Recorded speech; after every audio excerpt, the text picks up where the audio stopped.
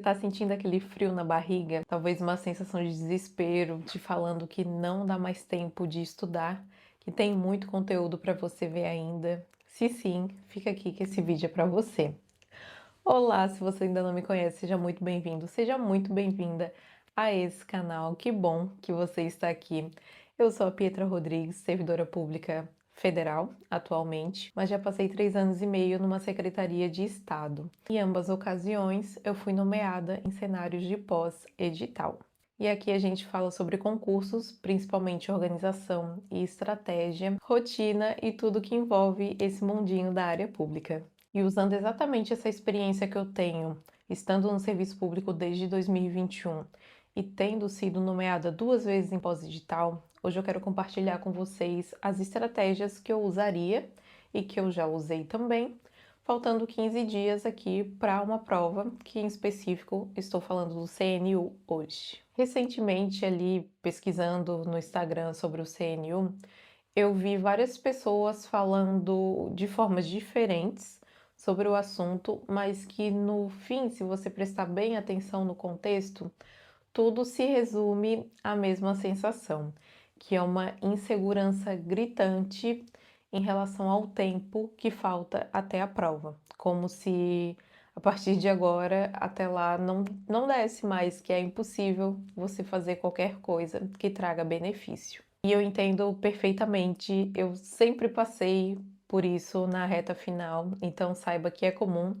nenhuma experiência, seja da vida ou seja do concurseiro, ela é individual, mas ela se manifesta de formas diferentes. E aqui eu quero trazer 3 pontos com vocês, então, que vão ali se alinhar com as estratégias que eu já usei no passado e que eu usaria aqui novamente na situação. Então, começando com essa luta contra esse desespero e toda a adaptação com a rotina da reta final.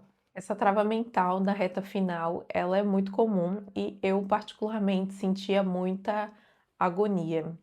E no sentido de que eu só queria ali, principalmente nos últimos 20 dias, isso era muito visível. Eu só queria ver a prova, ver que tipo de questão que ia cair, ver se aquele assunto que eu estava me esforçando tanto para entender, se a questão ia aparecer na minha prova. Era só isso que eu queria. Eu queria sentar, receber minha prova e ver o que estaria escrito. E nessas épocas, nem de longe, eu me parecia com a Pietra que conseguia manter a concentração por longos períodos. Via de regra, em dias de semana, eu gostava de bater uma meta de 3 horas líquidas de estudo em dias de semana. E nos finais de semana, ou quando eu tinha mais tempo livre em casa, eu gostava de me concentrar ali entre 4 horas, 5 horas líquidas. 5 horas geralmente era o máximo que eu conseguia, e aí eu já estava extremamente cansada. E lembrando aqui também que no meu pós-edital, no último aqui em específico, eu já trabalhava, eu já era servidora pública e eu conciliava, além de estar ali numa secretaria de Estado, conciliava com a academia, com a minha vida pessoal e muito tempo de trajeto no transporte público. Então aqui quando eu falo para vocês que eu gostava de me manter nessa faixa das 3 horas líquidas, 1 hora, 1 hora e meia era o que eu conseguia fazer de manhã, que eu acordava ali por volta das 5, ou então depois, juntando, complementando com o tempo que eu estudava à noite antes de dormir. Mas o restante aí desse bolo era durante o trajeto, na academia também e pequenas brechas do meu dia. Não era nada linear. Então, como nesses períodos de reta final a minha concentração diminuía muito, então a minha estratégia de sobrevivência foi reduzir os meus períodos de concentração. Então, aqui, sem resistência nenhuma, eu baixava para 25 minutos de foco e 10 minutos de intervalo de pausa. O que eu fazia nessas pausas? Primeiramente, eu me comprometia comigo mesma. Durante esses 25 minutos, eu vou sentar aqui e vou estudar. Geralmente, na minha pausa, eu ficava deitada na cama de olhos fechados, colocava um despertador e só esperava o tempo passar.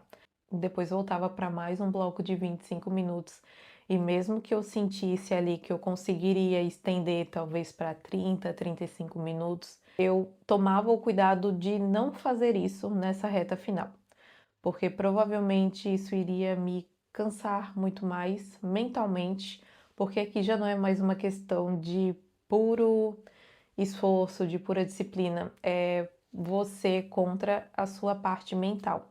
E a luta aqui é muito mais difícil. Então, se eu tentasse extrapolar ali para mais do que 25 minutos que já estavam programados na minha cabeça, talvez seria muito pior, muito mais difícil de retornar da minha pausa. Então eu me mantia nessa linha dos 25 minutinhos. E aqui é um grande balanço de diminuir o seu ritmo para manter a constância e não desistir. E aqui o segundo ponto, talvez o mais importante desse ecossistema todo, seja o foco total em simulados, principalmente na reta final.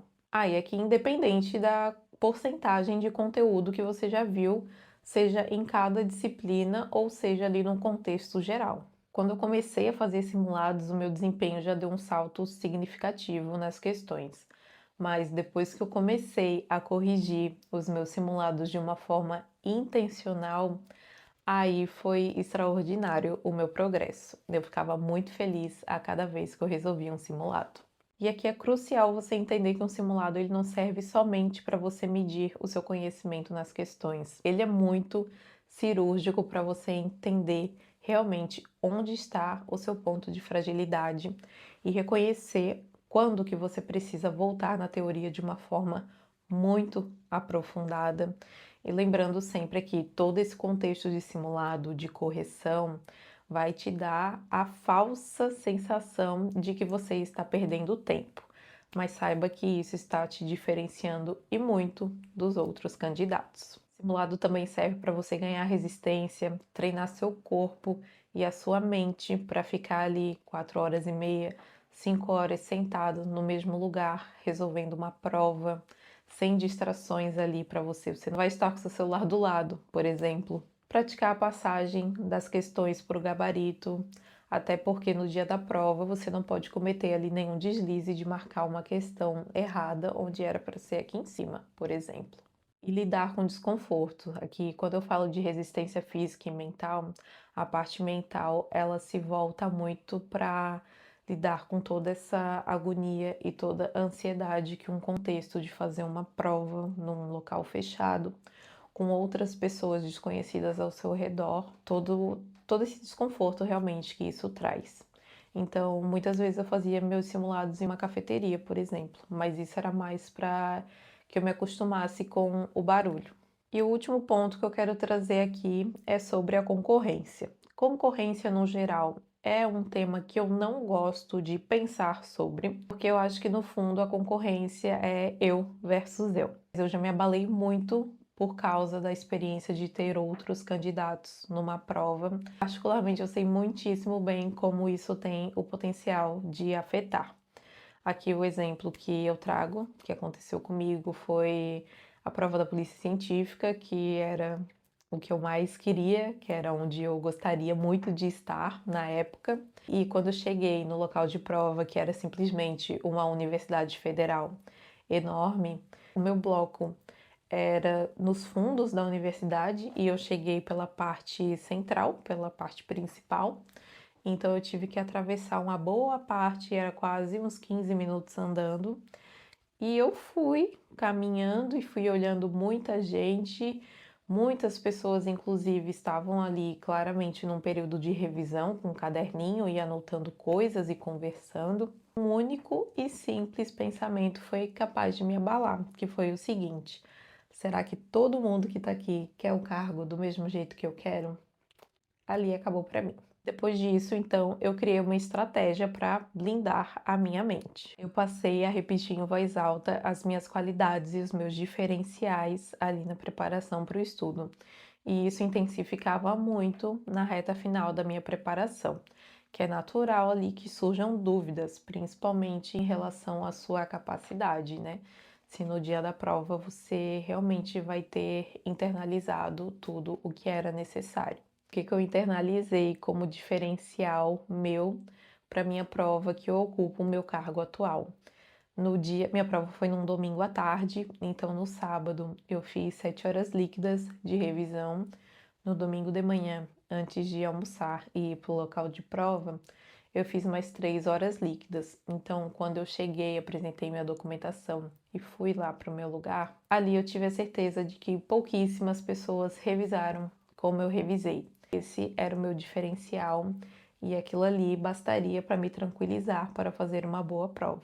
E aqui eu te convido a fazer esse exercício de pensar em pelo menos um, pode ser mais de um, mas traga aqui pelo menos um diferencial que você está fazendo, seja manter a constância, seja dar atenção para alguma disciplina que você sabe no fundo que é ignorada pelas pessoas, um foco especial em legislação, que é muito importante. O que é a única coisa que você está fazendo e que vai te diferenciar dos outros candidatos? Pensa aqui e pode deixar nos comentários também, que eu vou ficar muito feliz em saber. E aqui trazendo um contexto sobre concorrência, a título de conhecimento e de curiosidade também, na edição passada do CNU, 2,1 milhões de pessoas se inscreveram para a prova e apenas entre aspas, é um número grande, mas relacionado ali ao número de inscritos é um número menor. Apenas 1 milhão de pessoas que compareceram para fazer a prova, ou seja, um índice de abstenção de aproximadamente 50%. Geralmente esse índice de abstenção, essa porcentagem de pessoas que se inscrevem, mas que não vão fazer a prova, fica em torno ali de 30%, mas esse número tem aumentado muito. Ali em dezembro de 2024, tivemos o Tribunal Superior Eleitoral, de forma unificada, com um índice de não comparecimento de 50% para o cargo de analista e 46% para o cargo de técnico. O IBAMA também, que foi em abril de 2025, ele teve 42% de não comparecimentos para fazer a prova. E um concurso aqui bem recente, em agosto de 2025, foi do TCU, o Tribunal de Contas da União. E o índice de abstenção dele foi de quase 52%, exatamente ali 51,8%.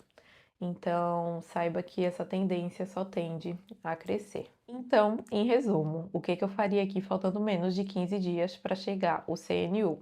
1. Reduzir o ritmo como uma estratégia de manter a constância. 2. Usar o simulado para tudo, não só para resolver questões, mas para identificar seus pontos fortes. Ali você já vai conseguir montar uma estratégia de resolução da sua prova, identificar muito bem quais são os seus pontos de fragilidade e tente também adaptar aqui nos simulados de você fazer, por exemplo, um simulado de um cursinho e um simulado de outro, para fazer realmente essa comparação de se a sua fragilidade aqui também se mantém aqui.